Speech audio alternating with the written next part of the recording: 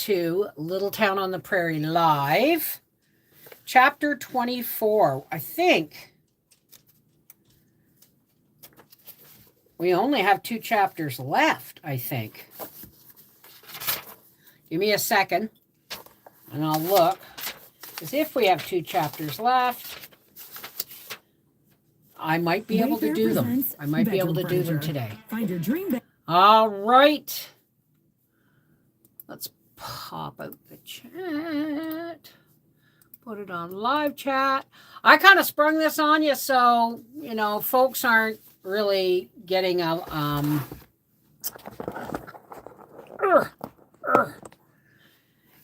you're not getting a lot of warning, okay? So here we go. Little Town on the Prairie, Chapter 24. The School Exhibition. The room was warm and the lamp burned clear and bright, but Laura's chilly fingers could hardly button her blue cashmere basque, and it seemed to her that the looking glass was dim. She was dressing to go to the school exhibition. She had dreaded it for so long that now it did not seem real, but it was. Somehow she had to get through it. Carrie was frightened too. Her eyes were very large, in her thin face as she whispered to herself. Chisel in hand stood the sculptor boy, while Laura tied on her hair ribbon. Ma had made a new dress of bright plaid woolen for Carrie to wear when she spoke her piece. Ma, please hear my piece again, she begged. There isn't time, Carrie, Ma replied.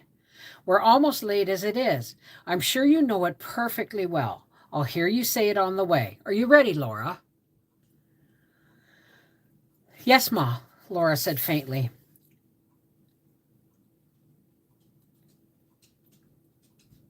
Ma blew out the lamp.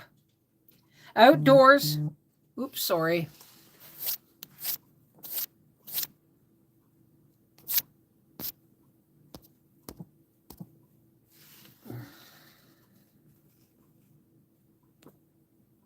The heck? Oh, for the love of gosh. Hang on a second, folks.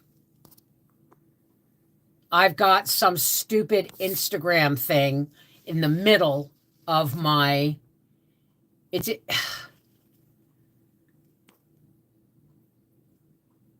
How do I get rid of this?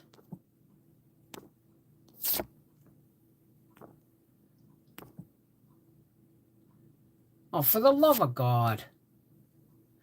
Well, you can see me. I can't see you because there's a big Instagram post in the middle of my viewer. Absolutely insane. Unless I do this. Maybe if I do that.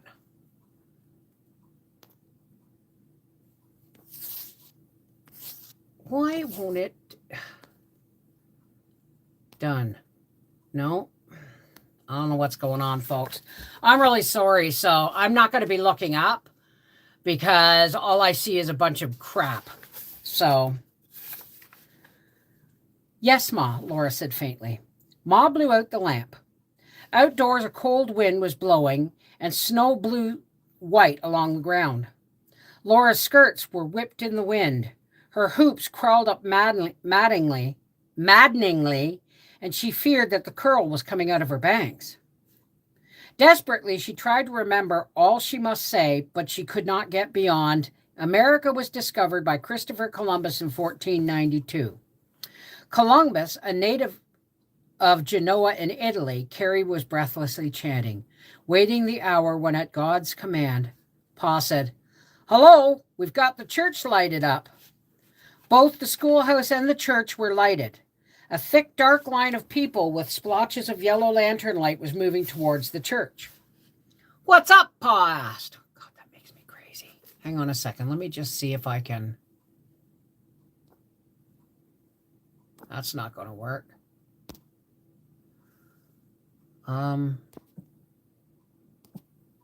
Oh, I fixed it. But now I can't. Can you guys see me? Because it doesn't seem to be. There we go. Oh, I'm back. I hate it when my phone behaves in a way I don't understand. All right. What's up? Pa asked, and Mr. Bradley answered, so many have come they can't all get into the schoolhouse. Owen's moving us into the church. Mrs. Bradley said, I hear you're going to give us a real treat tonight, Laura. Laura hardly knew what she answered. She was thinking, Christopher Columbus, a native of Genoa, Italy.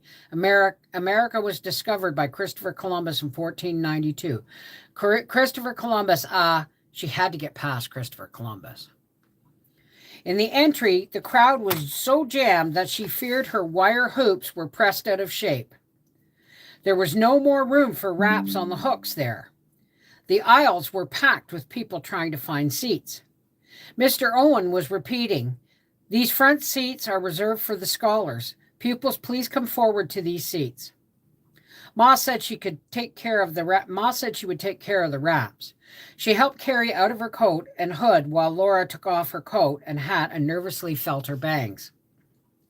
Now, Carrie, you have only to do as well as you've been doing, Ma said as she straightened Carrie's full plaid skirt. You know your piece perfectly. Yes, Ma, Carrie whispered. Laura could not speak. Dumbly, she guided Carrie up the aisle. On the way, Carrie pressed back against her and looked up pleadingly. Do I look all right? She whispered. Laura looked at Carrie's round, scared eyes. One wisp of fair hair straggled above them. Laura smoothed it back. Then Carrie's hair was perfectly sleek from the middle parting to the two stiff braids hanging down her back. There, you look just right, Laura said. Your new plaid dress is beautiful. Her voice did not seem to be hers, it was so serene. Carrie's face lighted up, and she went wriggling past Mr. Owen to her classmates in front of her. Mr. Owen said to Laura, the pictures of the presidents are being put up on the wall here just as they were in the schoolhouse. My pointer is on the pulpit. When you come to George Washington, take up the pointer and point to each president as you begin to speak about him. That will help you remember the proper order. We don't do this kind of stuff in school these days. Yes, sir, Laura said, but now she knew that Mr. Owen was worrying too. She, of all persons, must not fail, because hers was the principal part in the exhibition. Did he tell you about the pointer? Ida whispered, as Laura sat down beside her. Ida looked like a dim copy of her usual happy self. Laura nodded, and they watched Cap and Ben, who were tacking up the pictures of the presidents on the wall between the studding. The pulpit had been moved back against the wall to leave the platform clear. They could see the long school pointer lying on it. I know you can do your part, but I'm scared, Ida quavered. You won't be when the time comes, Laura encouraged her. Why we're always so good in history? It's easier than the mental arithmetic that we've got to do. I'm glad you have the beginning part anyway, Ida said. I couldn't do that. I just couldn't. Laura had been glad to have that part because it was more interesting. Now there was only a jumble in her head. She tried to remember all that history, though she knew it was too late now, but she must remember it. She dared not fail. Please come to order, said Mr. Owen. The school exhibition began. Nellie Olson, Mary Power, and Minnie, Laura and Ida, and Cap, and Ben and Arthur filed up onto the platform. Arthur was wearing new shoes, and one of them squeaked. In a row, they all faced the church full of watching eyes. It was all a blur to Laura. Rapidly, Mr. Owen began to ask questions. Laura was not frightened. It did not seem real that she was standing in the dazzle of light, wearing her blue cashmere and reciting geography. It would be shameful to fail to answer or to make a mistake before all those people and Pa and Ma, but she was not frightened. It was all like a dream of being half asleep, and all the time she was thinking, America was discovered by Christopher Columbus. She did not make one mistake in geography. There was applause when that was over. Then came the grammar. This was harder because there was no blackboard. It was easy enough to parse every word in a long, complex, compound sentence full of adverbial phrases when you see the sentence written on a slate or blackboard. Does anybody know anything she just said? It was easy enough to parse every word in a long, complex, compound sentence full of adverbial phrases when you see the sentence written on a slate or blackboard. It was not so easy to keep the whole sentence in mind and not commit a word, nor such as a comma, not omit a word or so much as a comma. Still, only Nellie and Arthur made mistakes. Mental arithmetic was even harder. Laura disliked arithmetic. Her heart beat desperately when her turn came, and she was sure she would fail. She stood amazed, hearing her voice going glibly through the problems in short division. Divide 347,264 by 16. In your head and aloud. 16 into 34 goes twice. Put down 2, carry 2. 16 into 27 goes once. Put down 1, carry 11. 16 goes into 112, goes 7 times. Put down 7, carry naught. 16 goes into 6. 16 does not go into 6. 16 into 6 does not go. Put down the naught. 16 into 64 goes 4 times. Put down the 4. 347,264 divided by 16 equals 21,704. Now, I'm good at mental arithmetic. I couldn't have done that. Hey, Gail. Hey, Safari Scarlet, Kathy Ponder, Gail, Krista. Okay. She need not multiply back to make sure the answer was right. She knew it was right when Mr. Owen said another problem. At last he said, class dismissed. Through a great noise of applause, they all turned and filed back to their seat. Now the younger pupils would speak their pieces, and then Laura's turn would come. While one after another, the girls and boys were called to the platform and recited, Laura and Ida sat still and stiff with dread. All the history that Laura knew raced madly through her mind. America was discovered. The Congress of the Confederated Colonies in Philadelphia assembled.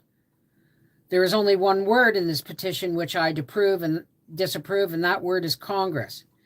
Mr. Benjamin Harrison rose and said, there is but one word in this paper, Mr. President, which I approve, and that is the word Congress. And George III may profit by their example. If this be treason, gentlemen, make the most of it. Give me liberty or give me death. We hold these truths to be self-evidence. Their feet left bloody tracks upon the snow. Suddenly, Laura heard Mr. Owen say, Carrie Ingalls.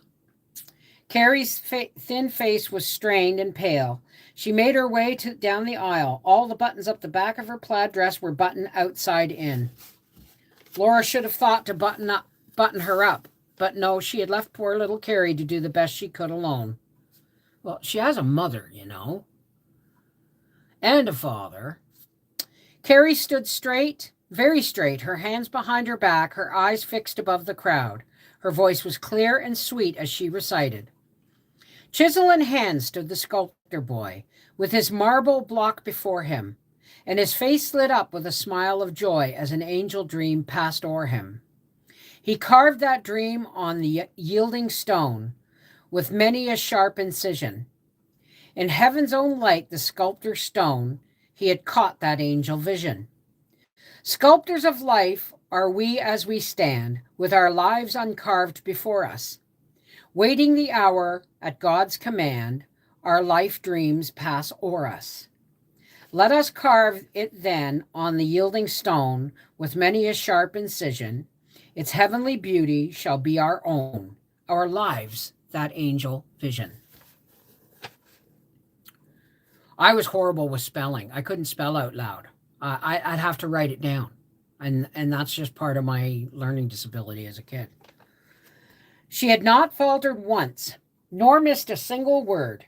Laura was proud, and Carrie flushed rosily as she marched smiling down to her place amid the loud clapping hands. Then Mr. Owen said, "Now we will listen to a review of the history of our country from its discovery to the present time, given by Laura Ingalls and Ida Wright. You may begin, Laura." The time had come. Laura stood up. She did not know how she got to the platform. Somehow she was there, and her voice began. America was discovered by Christopher Columbus in 1492. Christopher Columbus was a native of Genoa in Italy, had long sought permission to make a voyage toward the west in order to discover a new route to India. At that time, Spain was ruled by the United Crowns of. Her voice was shaking a little. She steadied it and then carefully went on. It did not seem real that she was standing there in her blue cashmere held grandly out by the hoops, with Ma's pearl pin fastening the lace cascade under her chin, and her bangs damp and hot across her forehead. She told of the Spanish and the French explorers and their settlements, of Raleigh's lost colony, of the English trading companies in Virginia and Massachusetts, of the Dutch who bought Manhattan Island and settled the Hudson Valley. At first she spoke into a blur, and then she began to see faces. Pa stood out from all the others. His eyes met hers, and they were shining as he slowly nodded his head. Then she was really launched upon the great history of America. She told of the new vision of freedom and equality in the New World. She told of the old oppressions of Europe, and of the war against tyranny and despotism, and of the war of the independence of the 13 new states, and how of the Constitution was written and 13 states united. Then, taking up the pointer, she pointed to George Washington. There was not a sound except her voice as she told about his poor boyhood, his work as a surveyor, his defeat by the French at Fort Duquesne, and then of his long, disheartening years of war. She told of his unanimous election as the first president, the father of his country, and of the laws passed by the first Congress and the second, and the opening of the Northwest Territory. Then after John Adams came Jefferson, who wrote the Declaration of Independence, established religious freedom and private property in Virginia, and founded the University of Virginia, and bought for the new country all the land between Mississippi and California. Next came Madison, the War of 1812, the invasion, the defeat, the burning of the Capitol and the White House in Washington, the brave sea battles fought by the American sailors on America's few ships, and at last the victory that finally won independence. Then came Monroe, who dared to tell all the older, stronger nations and their tyrants never again to invade the New World. Andrew Jackson went down from Tennessee and fought the Spanish and took Florida. Then the honest United States paid Spain for it. In 1820 came hard times. All the banks failed. All the businesses stopped. All the people were out of work and starving. Then Laura moved the pointer to the picture of John Quincy Adams. She told of his election. She told of the Mexicans who had fought a war of independence too and won it, so that they now could trade where they pleased. So down from Missouri went the Santa Fe traders across 1,000 miles of desert to trade with Mexico. Then the first wagon wheels rolled into Kansas. Laura had finished. The rest was Ida's part. She sat down the pointer and bowed in the stillness. A loud crash of applause almost made her jump out of her skin. The noise grew louder and louder until she felt that she must push against it to reach her seat. It did not stop even as she at last reached her place beside Ida and weakly sat down. It went on until Mr. Owen stopped it. Laura was trembling all over. She wanted to say an encouraging word to Ida, but she could not. She could only sit and rest and be thankful that the ordeal was past. Ida did very well. She did not make one mistake. Laura was glad to hear the loud applause for Ida, too.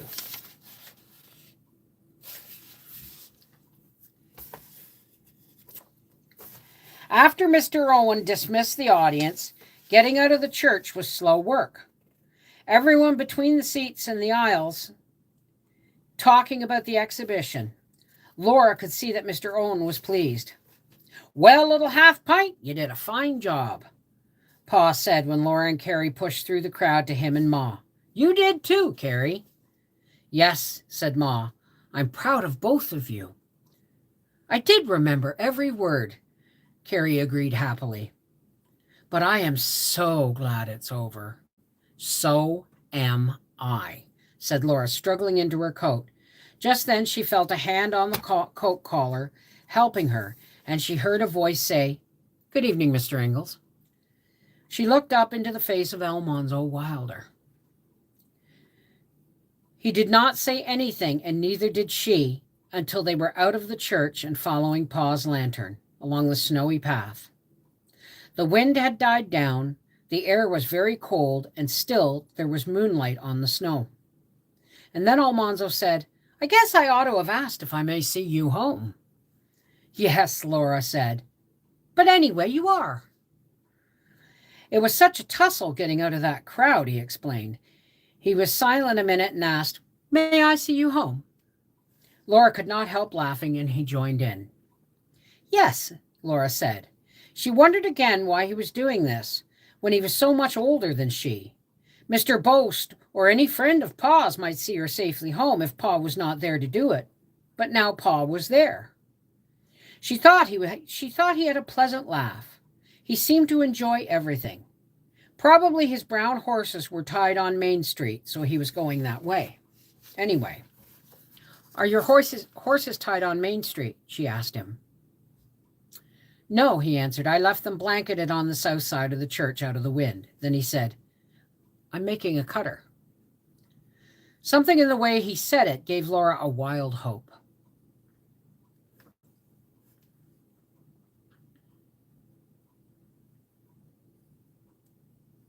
Hang on a second, I missed my spot here. She thought of how wonderful it would be to go sleigh riding behind those swift horses. Of course, he could not mean to ask her. Still, she felt almost dizzy.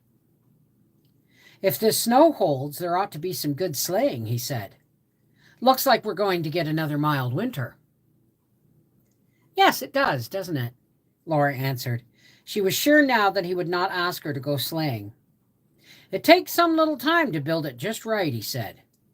"And then I'm going to paint it. 2 coats. It won't be ready to take out until sometime after Christmas. Do you like to go sleighing?" "I don't know," she replied. "I never have." Then boldly she burst out, "But I'm sure I'd like to." "Well," he said, "I'll come around sometime in January, and maybe you'd like to go for a little spin and see how you like it. Some Saturday, say. Would that suit you? Some Saturday, say. Would that suit you?" "Yes. Oh, yes. Thank you," she exclaimed. "All right, then.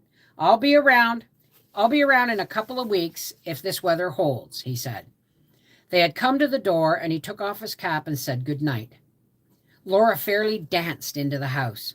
"Oh, Pa, Ma, what do you think? Mr. Wilder's making a cutter, and he's going to take me sleigh riding."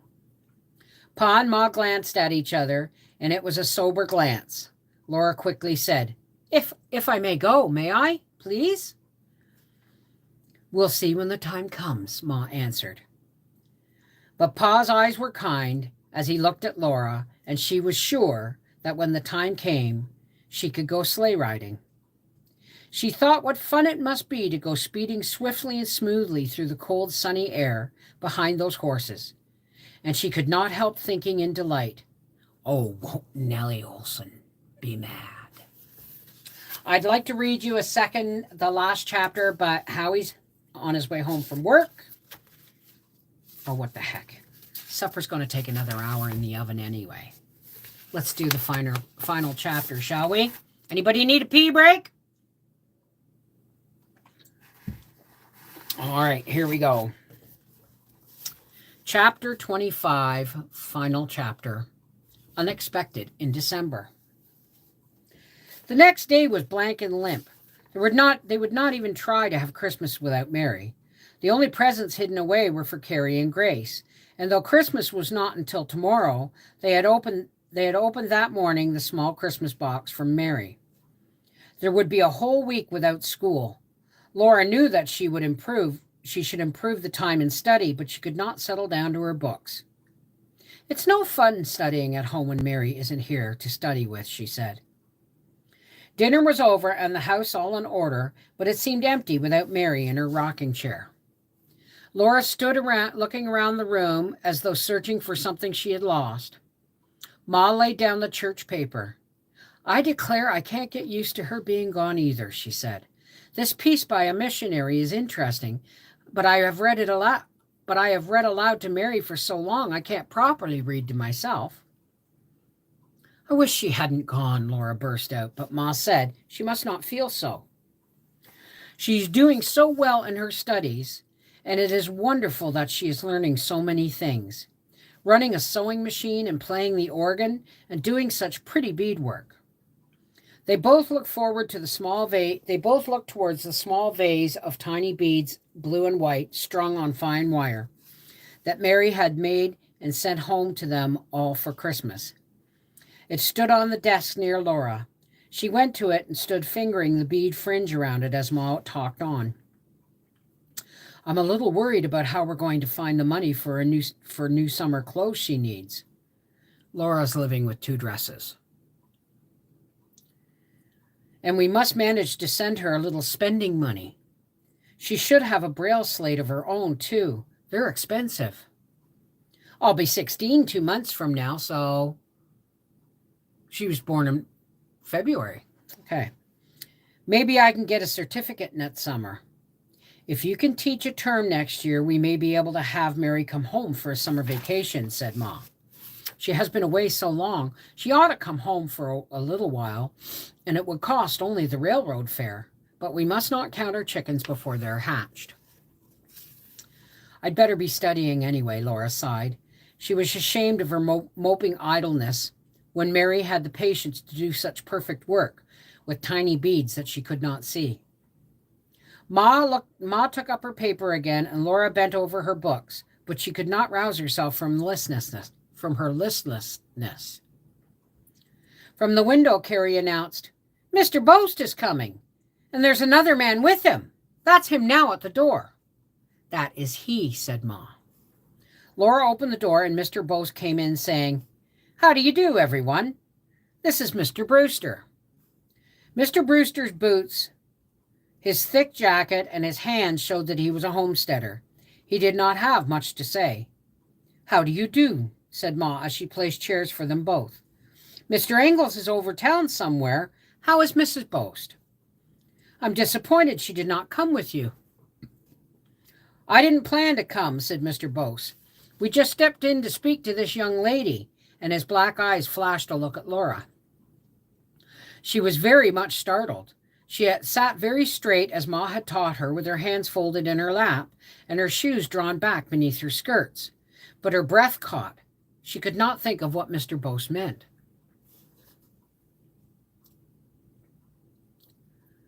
He went on. Lou Brewster here is looking for a teacher for the new school they're starting in their district. He came to the school exhibition last night. He figures that Laura's the teacher they want, and I tell him he can't do better. Laura's heart seemed to leap and fall back and go on falling. I'm not old enough yet. Now, Laura, Mr. Boast said to her earnestly, there is no need to tell your age unless someone asks you. The question is, will you teach this school if the county superintendent gives you a certificate? Where is the school, Mr.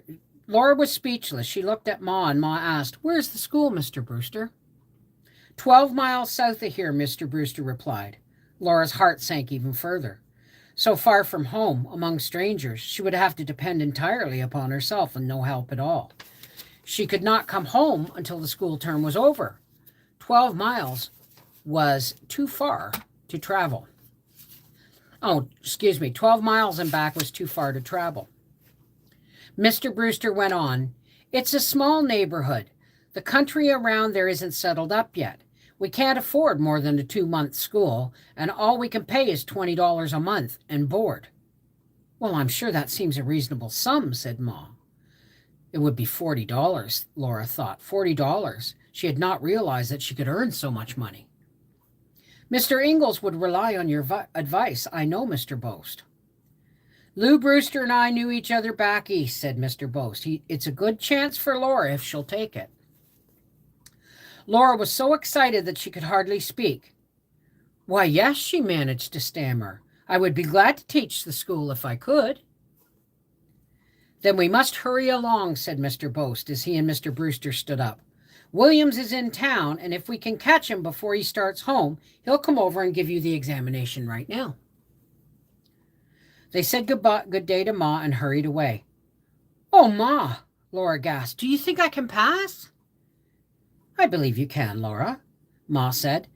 Do not be excited nor frightened. There is no occasion to be. Just pretend that this is a school examination and you'll be all right. It was only a moment before Carrie exclaimed, That's him now. That is he, Ma said sharply. That's he coming. It don't sound right, Ma. Doesn't sound right, Ma said. Right across from Fuller's Hardware, cried Carrie. The knock came at the door, and Ma opened it. A large man with a pleasant face and friendly manner told her that he was Williams, the county superintendent. So you're this young lady that wants a certificate, he said to Laura. There's not much need to give you an examination. I heard you last night. You answered all the questions, but I see your slate and pencil on the table, so we might go over some of it. They sat together at the table. Laura worked examples in arithmetic. She spelled. She answered questions in geography. She read Mark Antony's oration on the death of Caesar.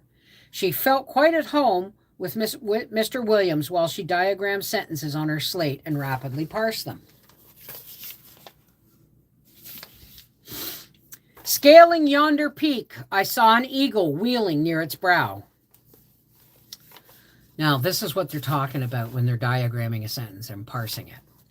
I is the personal pronoun, first personal singular, therefore here used as the subject of the verb saw, past tense of the transitive verb to see.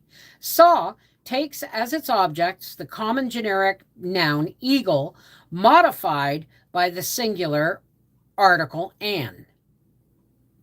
I saw an eagle scaling yonder.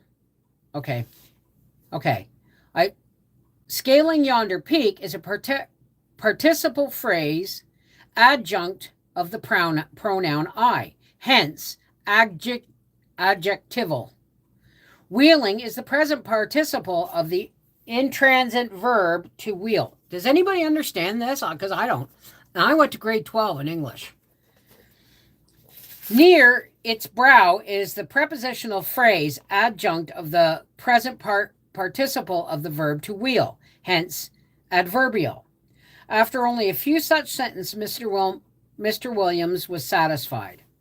There is no need to examine you in history, he said. I heard your review of history last night. I will cut your grades a little, for I must not give you more than a third grade certificate until next year.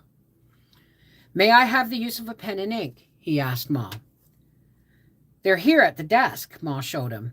He sat at Pa's desk, spread a blank certificate on it, and for moments there was no sound at all but the faint scratch of his sleeve on the paper as he wrote. He wiped the pen point on the wiper, corked the ink bottle again, and stood up. There you are, Miss Ingalls. He said, Brewster asked me to tell you that the school opens next Monday. He will come for you on Saturday or Sunday, depending on the looks of the weather. You know it's 12 miles south of town. Yes, sir, Mr. Brewster said so, Laura replied. Well, I wish you good luck, he said cordially. Thank you, sir, Laura answered. When he said goodbye to Ma, when he had said goodbye to Ma and was gone, they read the certificate.